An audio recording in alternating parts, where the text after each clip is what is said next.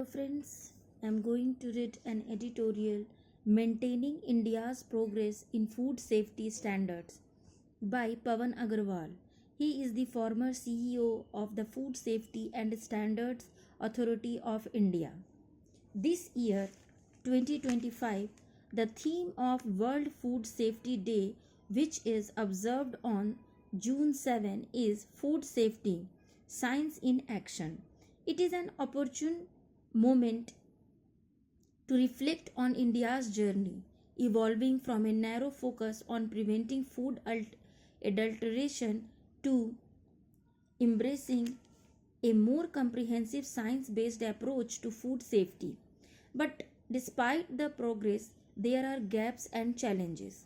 India's journey on food safety began with the Prevention of Food Adulteration (PFA) Act of 1954, which viewed food safety as a simple binary issue: food being adulterated or not. This approach treated all contaminants alike, whether they were intentionally added adulterants, food additives, pesticide residues, veterinary drug residues, or even naturally occurring toxins. The quantity consumed was not considered. The turning point was the enactment of the Food Safety and Standards Act 2006, which established the Food Safety and Standards Authority of India, drawing on international best practices, particularly those of the Codex Alimentarius Commission. The FSSAI adopted a risk-based approach to food safety. This included setting maximum residue limits (MRL) for pesticides, defining safe label for food additives, and adopting standards for contaminants and veterinary drug residues. By 2020, the FSAI managed to develop and align India's food safety standards so that they were almost on a par with those in advanced countries. However, this rapid progress also exposed certain weaknesses. The gaps and challenges in risk assessment. A fundamental issue is the lack of India-specific toxicological studies. Most safety standards, including MRL for pesticides and acceptable daily intake values for food additives, are based on international data, which may not accurately reflect Indian dietary habits, agricultural practices, or environmental conditions. The absence of total diet study (TDS) further complicates risk assessment. Such studies are essential to assess the cumulative exposure of consumers to various contaminants through their entire diet. Without TDS, India relies on fragmented data, which weaken the scientific basis of its safety standards. Another challenge is effective risk communication. Technical terms such as MRLs and ADI are expressed in minute quantities, parts per billion or ppm, or parts per billion or ppb, that are difficult for consumers to understand.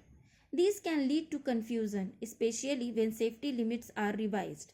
For instance, the decision to revise the MRL for pesticides from a highly restrictive 0.01 mg per kg to a more practical 0.1 mg per kg led to public concern, with many interpreting it as a reduction in safety.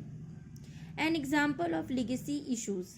A persistent legacy issue is the regulation of monosodium glutamate (MSG), a flavor enhancer that has been extensively studied and consistently found to be safe. Since 1971, the Joint Expert Committee on Food Additives has declared MSG safe for consumption. In 1987, the JECFA allocated an ADI not specified status to MSG. All countries follow this global consensus now. In India, MSG regulations have evolved significantly. Initially, MSG was only allowed in meat products, but its use has gradually been permitted in all foods, but with a mandatory warning label that it is unsafe for infants. This is in sharp contrast to other countries where MSG is recognized as a safe food additive and outdated warning labels have been removed.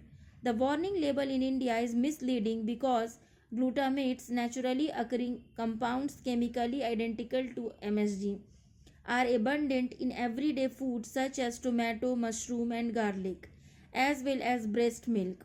As a result, consumers are often left with the mistaken belief that MSG is inherently harmful, leading to unnecessary fear and confusion. As a result, consumers are often left with the mistaken belief that MSG is inherently harmful, leading to unnecessary fear and confusion. Such a legacy approach contradicts global scientific consensus and exposes the challenge of balancing consumer concerns with scientific evidence. It also reflects a broader problem, which is India's tendency to allow some outdated regulations to persist even when they conflict with current scientific understanding. A path to greater scientific rigor. India has made significant strides in food safety, but sustaining this progress requires targeted efforts.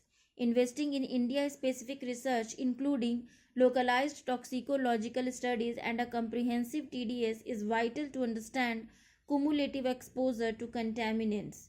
Risk communication should be improved by simplifying scientific messages and replacing confusing labels, such as those for MSG, with clear evidence based information. Strengthening the capacity of risk assessors through continuous training ensures that they stay updated with the latest science for sound decision making. Regular reviews and updating standards in line with new research while maintaining transparency are essential. Finally, building public trust through open and consistent engagement with stakeholders, including industry, consumers, and the public, is key. These steps will help India uphold and advance its commitment to safe, science based food systems that protect public health and promote informed choices. The FSI has laid a strong foundation for food safety in India, but sustaining this progress requires a commitment to science, transparency, and public education. Regulatory decisions must be driven by evidence rather than public fears or outdated perceptions. As we look ahead, India must continue to balance scientific rigor with effective risk communication, ensuring that consumers are informed, confident, and protected without harboring unnecessary fear. Thank you for listening.